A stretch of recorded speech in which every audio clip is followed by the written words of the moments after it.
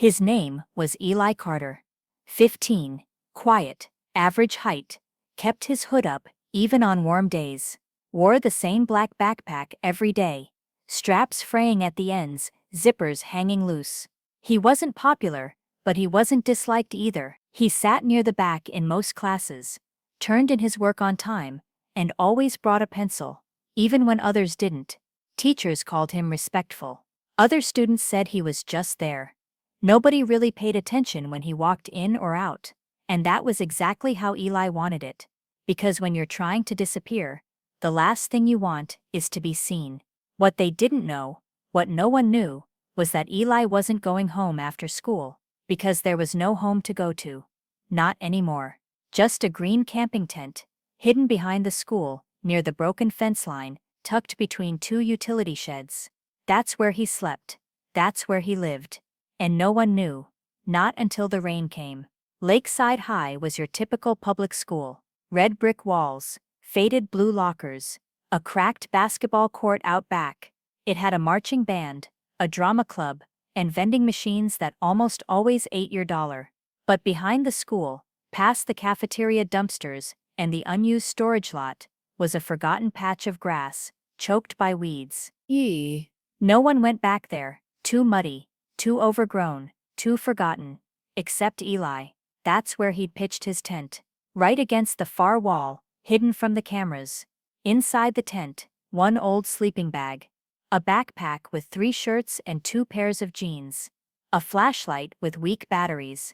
A bag of crackers. A spiral notebook filled with drawings and English homework. He used the locker room to wash his face, used the school bathrooms to brush his teeth, ate what he could from the free lunch program, and kept his head down. Eli had figured out how to survive quietly, and for 3 months, no one knew. It started with thunder. Dark clouds rolled in, just after 4th period. By 6th period, the wind was shaking the windows, and just as the final bell rang, the sky opened up, rain poured down like buckets. Sideways, heavy, cold. Most students ran to buses and cars, yelling and laughing. Eli stood by the front doors, waiting for everyone to clear out. He watched the storm, and felt his chest tighten, because rain meant water would seep in, the corners of his tent would sag, his sleeping bag would get soaked again, and there was no plan B. A teacher, Miss Harding, walked by. "You okay, Eli?" she asked. He nodded quickly, too quickly, just waiting for it to slow down, he said. She gave a small smile, and walked on. When the halls were mostly clear, Eli slipped out the side door, and circled the building, shoes already soaked. He reached the fence line, but stopped, because something was wrong. His tent was gone. Miss Harding wasn't sure why she did it. She forgot her umbrella in the car, and had to loop around the back of the school to get there. She usually took the front lot, but today, she cut behind the building. That's when she saw it. A crumpled tent, collapsed under the wind, fabric caught on a metal rod, near the fence. It was half open, water sloshing inside. Out of instinct, she stepped closer. That's when she saw the sleeping bag, the notebook, the bag of clothes, and a drawing. A pencil sketch of the school's gym, seen from behind the bleachers. In the corner of the page, it was signed, E.C. Her heart stopped, because she knew who that was. And the rain wasn't the only thing running now. So were her thoughts. How long had he been out here? Why didn't anyone notice? What do I do?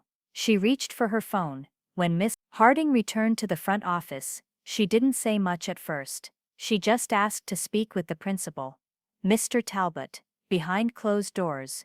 What followed was a quiet conversation that felt like a storm of its own. She showed him the photo she took of the tent, the soaked notebook, the signature.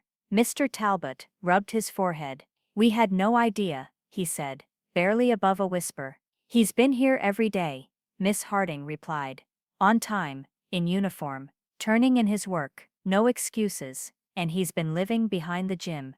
There was a long pause, then the counselor, Mrs. Diaz, was called in. By the end of that day, 3 adults sat around a conference table, with soaked papers, and even heavier hearts. All because a boy, too quiet to be noticed, had been hiding in plain sight. And now, they were done not seeing him. The next morning, Eli showed up early. He always did, hair damp from the night air, shoes muddy, hands shoved deep in his hoodie pocket. He sat down in homeroom like normal. Miss Harding stepped in just before the bell. Eli, she said gently, can you come with me for a moment? His stomach dropped. Was he in trouble? Did they find the tent? He followed her down the hall, trying to keep his face calm. She opened a side door and led him into a warm office. There, waiting inside, was Mr. Talbot and Mrs. Diaz. There was no punishment in their faces, only care. We know Eli, Mr. Talbot said softly.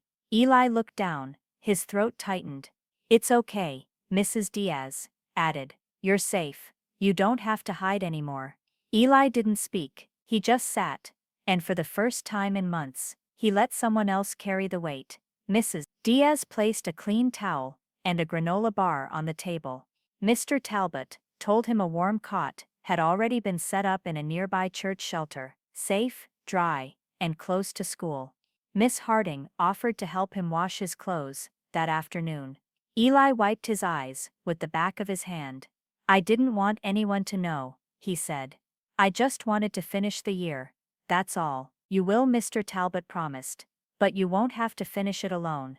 The news didn't spread right away. The school didn't make an announcement. There were no loud assemblies or emails to parents. But still, word got out. Maybe it started when Miss Harding missed her usual lunch duty because she was helping Eli wash his clothes in the home economics room. Maybe it was when Eli came to school, wearing clean sneakers, donated by the football coach's cousin, or maybe it was just the way people started watching him a little longer in the hallway. Not with pity, but with realization. He was sleeping behind the school this whole time, and he still passed chemistry. I had no idea. Some students looked away, embarrassed they hadn't noticed sooner. Some teachers cried in their cars on the way home. A few kids quietly dropped extra granola bars into his locker. No names, just kindness.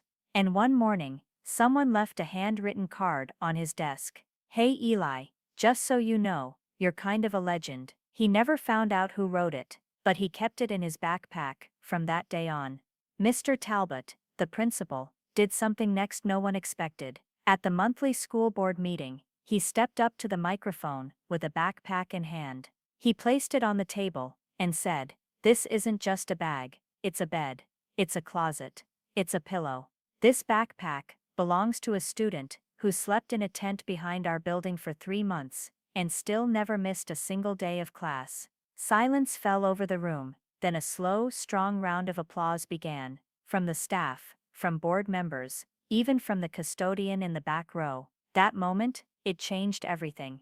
By the end of that school year, Lakeside High had a new program in place. It was called Project Second Bell, a quiet support system for students dealing with unstable housing, free laundry hours, meal vouchers for after school, anonymous access to clothing and supplies. No questions, no forms, no shame, all because of one student who never asked for help.